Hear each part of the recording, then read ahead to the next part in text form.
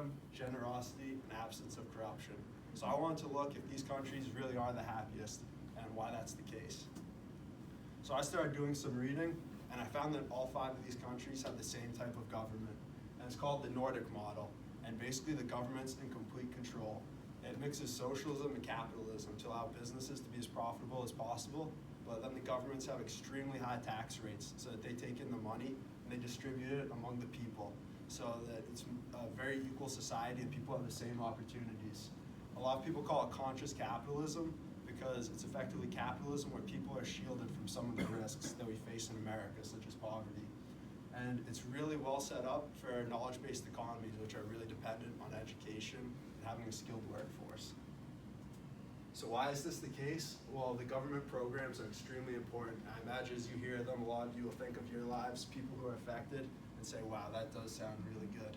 So basically from the time a person is born until the day they die, the government will support them with the basic necessities that they need to have a happy life.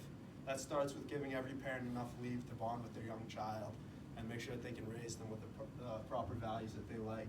Something called the baby box, just make sure a child has everything they need, whether that's diapers, warm clothes, just to prepare everyone on the same level.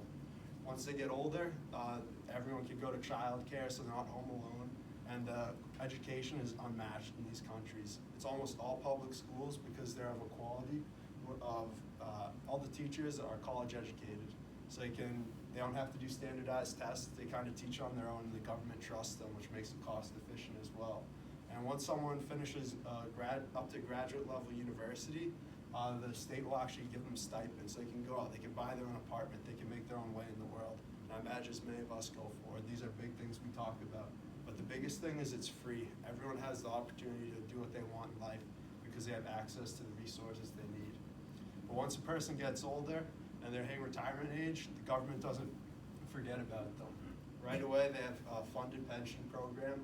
In Norway, they actually have $200,000 for every citizen based on strong investments, and they take care of the senior citizen so a person isn't saddled with providing for their older parent later in life. So ultimately, all these programs give people autonomy. They can do what they want. The state is there making sure that they're set up to contribute to society however much they can as best as possible. And the main goal is to eliminate unhealthy dependency. So a lot of people in America might be relying on their parents for money when they're younger, and then when the parents get older, they serve as a burden. But in the Nordic countries, they see it as freedom for people who love each other simply out of the good of their heart. They don't have to, and they can make all these decisions, and that's what makes a huge difference.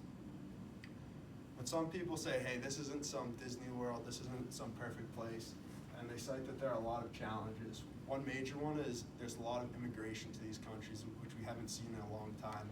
Some people say that when a lot of people emigrated to America in the early 1800s, it only left the people that like these countries, as they're all kind of just their own isolated groups, almost like a little culture. And a lot of people challenge that these countries also have some of the highest suicide rates in the world. Believe it or not, a lot of it, they say, is linked to the climate, but at the same time, a lot of the happiest countries, states, provinces across the world are known to have high suicide rates. Believe it or not, the people on the beaches in Hawaii have some of the highest suicide rates in the US, while New York, where they're all bustling around in the city, has some of the lowest. So when I looked at this, I looked at how the UN decided to measure happiness. And a lot of their questions were based on behavior. So have you given to charity recently? How do you feel? And a lot of them are really subjective.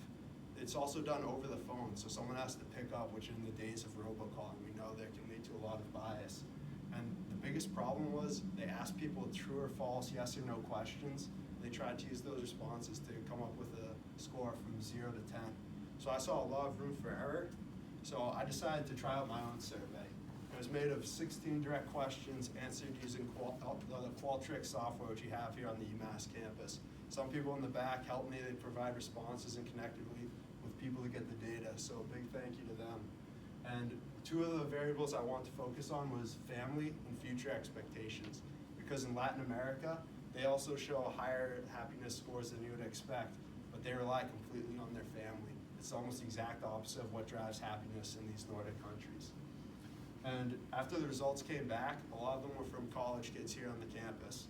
And in the 2019 report, the UN had said that those should be some of the least happy people in America. They call them the iGen. It's everyone born since 1995.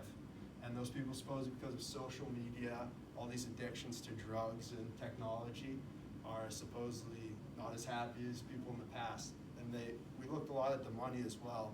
And one of the main theories that the UN had was that even as America got wealthier and wealthier in the last 40 years, that happiness stayed the same.